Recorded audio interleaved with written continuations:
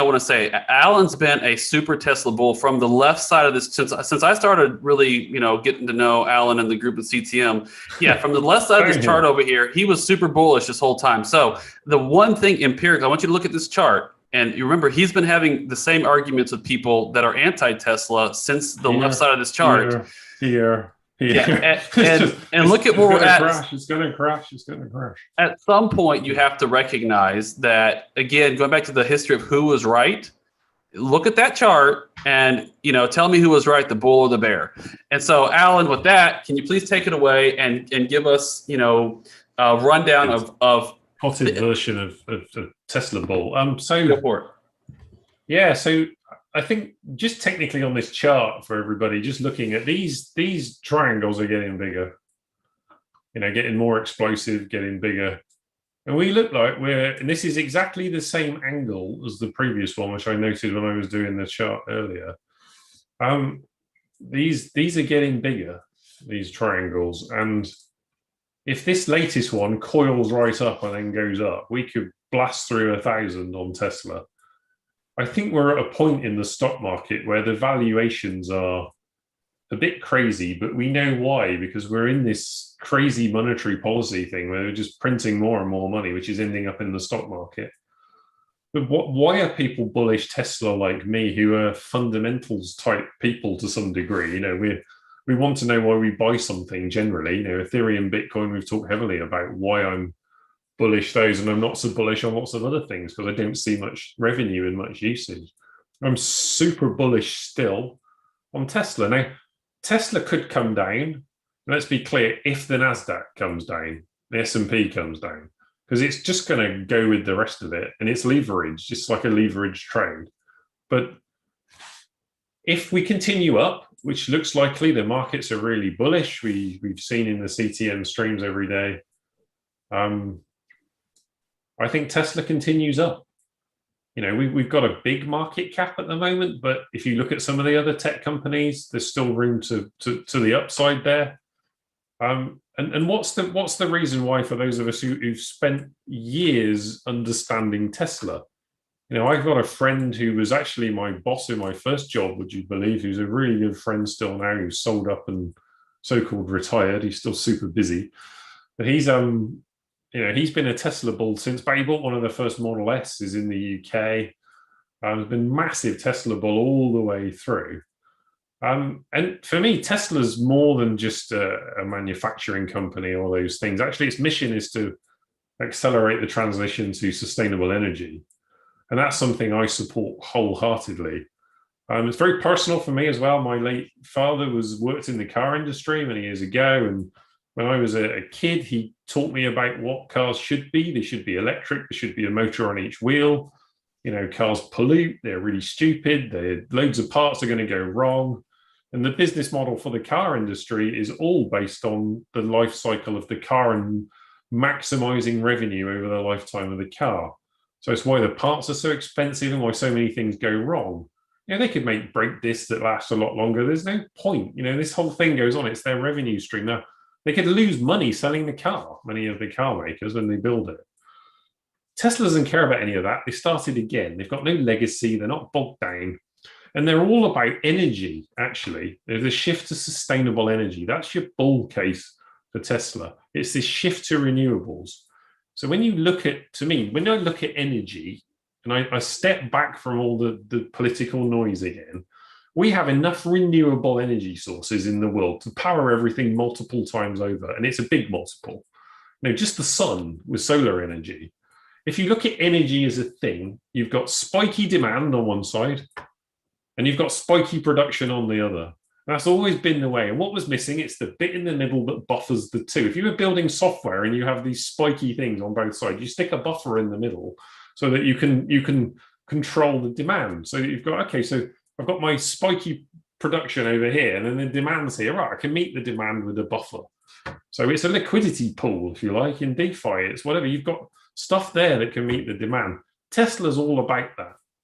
It's all about batteries, storage, and driving the shift to sustainable energy. The reason they're in cars is because cars are a huge polluter and a huge consumer of fossil fuels.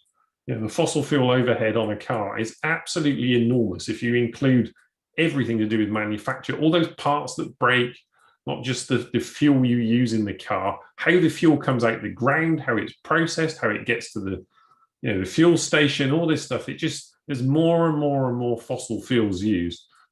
Tesla is finally breaking that monopoly.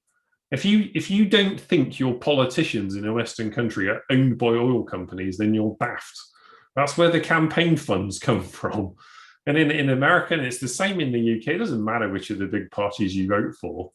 These people are on payrolls, and they're on payrolls deliberately. And it's been that way for a long time. Until Elon came along, we didn't look like we were ever going to break that. We could have had electric cars a long time ago.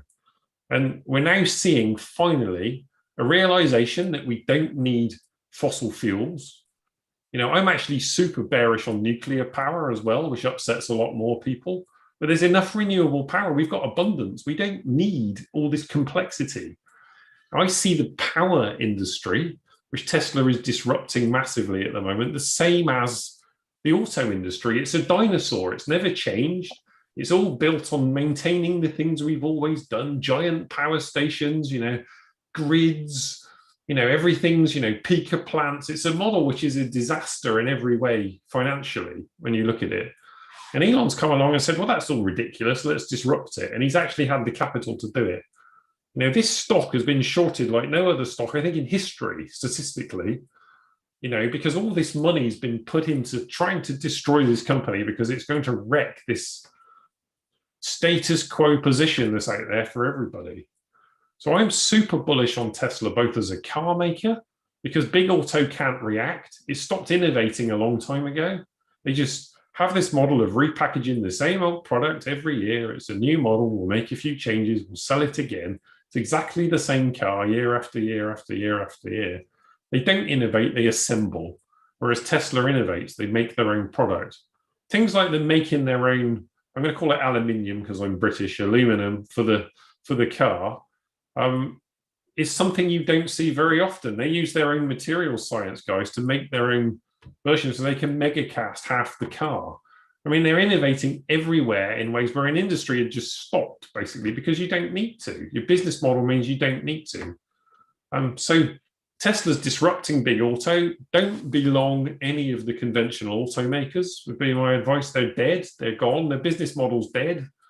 It will go away. We're going to see a bunch of other auto companies rise. And then Tesla's secret sauce, what is it? What's going to kill everyone? It's batteries. At the moment, it's battery tech. Batteries are a shortage in the world. They're a massive shortage right now. You can't go anywhere and buy a massive supply of EV grade batteries. They don't exist. They aren't there. Elon's battery technology is not just taken 50% out of the cost of making each cell. There's a much more important metric. He's taken 90% out of the cost of scaling and the difficulty to scale. And that's the bit that blew my mind when I watched Battery Day. Wasn't the rest of it. It was almost like the rest of it's all great, but other people are making batteries that are a little bit more efficient than the last one all the time. This is a manufacturing scale thing. If you're going to make 10 million EVs a year, you need an enormous amount of batteries. And that's the point. And you need very effective batteries. So for me, Tesla's got that sussed. And then the third part of their business, if you look at their energy business, their car business, is autonomy. And Tesla are miles ahead at the moment on autonomy for all sorts of reasons. We won't go on all day. I could keep talking about this forever because I'm super passionate about it. But their autonomy piece in their cars is amazing. If you follow Gali on Hyperchange, he's a great YouTuber and a great channel. He's driving his Tesla around now. He finally bought one after being a Tesla bull for a long time. And he's in the FSD beta program. Forget the fudsters who show you it won't drive around various crazy edge cases. Just watch it driving through traffic in some of the US cities, which is super busy. And it's managing pedestrians and all sorts of crazy stuff. People, unprotected turns, everything, roundabouts, traffic lights, the whole thing. So, you really have to watch that and just see, actually, this is much closer than we think. And everybody else who's having to pay drivers to drive around and isn't doing any miles, every Tesla car is gathering data because it's monitoring everything as it goes. Massive bull case for Tesla, and they're only just getting started as well. They've got more engineers than everybody else. It's it's the most bullish story for me as an iterative software developer and sort of like software engineer. I love what Elon does and how he does it. He's not afraid to fail, which I see everywhere in business where I've worked. People become absolutely afraid to fail. You can't fail. There's change boards and project managers, and everything is in your way when you're trying to do anything. Tesla's got other, if something's going to go wrong, just test the things that matter, and they iterate so they get there much faster. So to me, all those other auto companies are dead. They're driving change in energy, and they're going to license their software across the industry because their autopilot, autonomy software is going to work best. They'll just license it to the other car makers. Elon's already said he's not bothered about making cars. He wants to drive this transition. So when they've all gone EV, say, yeah, you can buy autopilot off me. It's fine. There's rumors at the moment floating around about a very large German car maker talking to Tesla about the autonomy, because they don't. None of these car companies have any. They don't innovate. They assemble. They buy. So you can imagine what that's like at the moment, and the car's completely different design from bottom to top. And you're like, oh my God, go and watch Sandy Munro look at the ID4. And I love the Volkswagen ID4. It looks great as a car.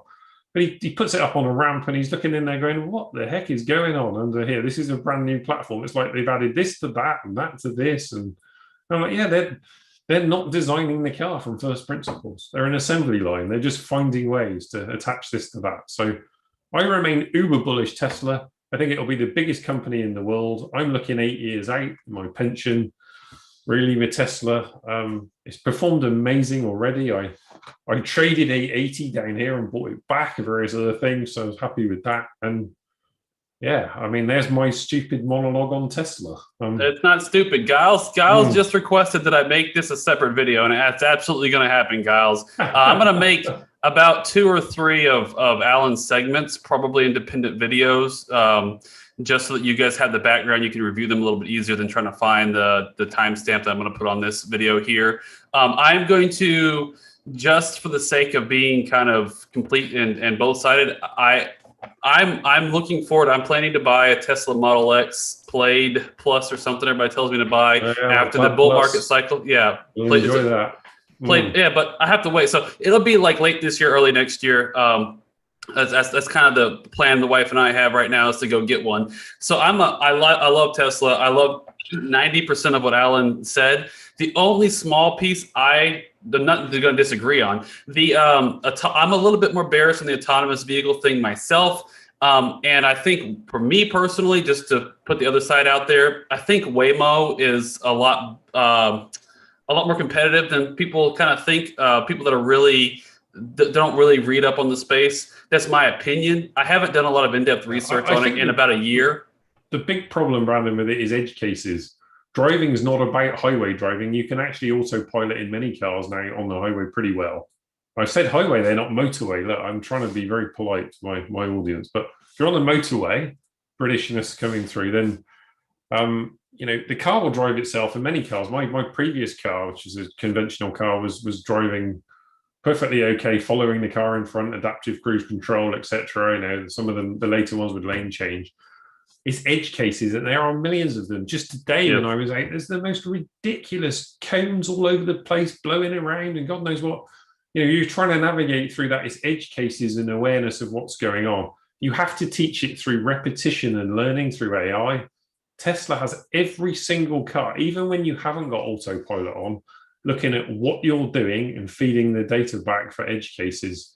And everyone in their program is pressing the button and sending back the edge cases.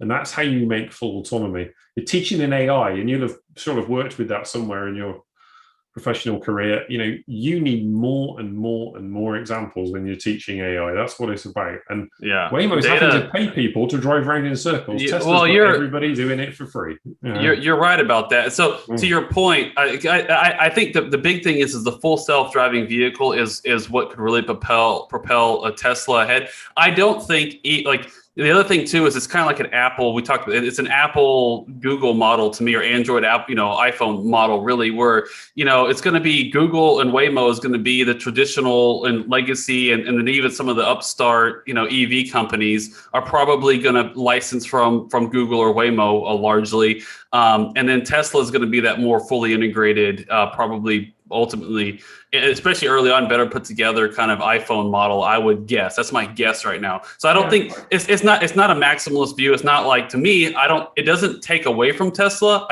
For me, it's like, okay, there are maybe going to be other opportunities is another way of looking at it. So there might be other EV makers that do some really cool things that use Waymo. And so Tesla is the leader, and they're going to continue to smash barriers all day long. And I just think the other thing too is you're big on FUV, you're big on some other EV. I think that's the other that's more my point is not anti-Tesla. It's just that I think with Waymo is going to give some other innovators another opportunity to compete in this space, which really presents more opportunity, because Tesla can't be 100%. It's just the way the markets work. They're never going to be allowed to be. I would swap the two companies around. If you go back to IC, Tesla is the Google when it comes to autonomy. So I think that's what I see. I think Google's gone down a path that I think they'll pivot quite rapidly and say, we can't do it this way. We can't gather our data this way.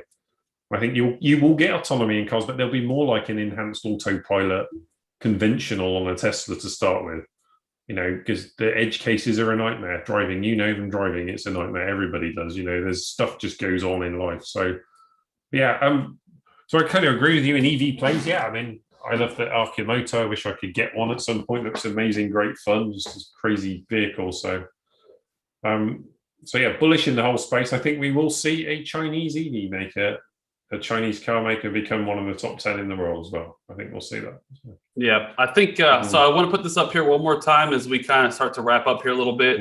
Everything that was discussed here, this is not financial advice. Neither Alan, as far as I know, or myself are licensed financial advisors. So please do your own research. And if you end up taking my advice, you're likely to lose 1,000% and be living in a van by the river. Van by the river time. We need more memes. Come on, everybody.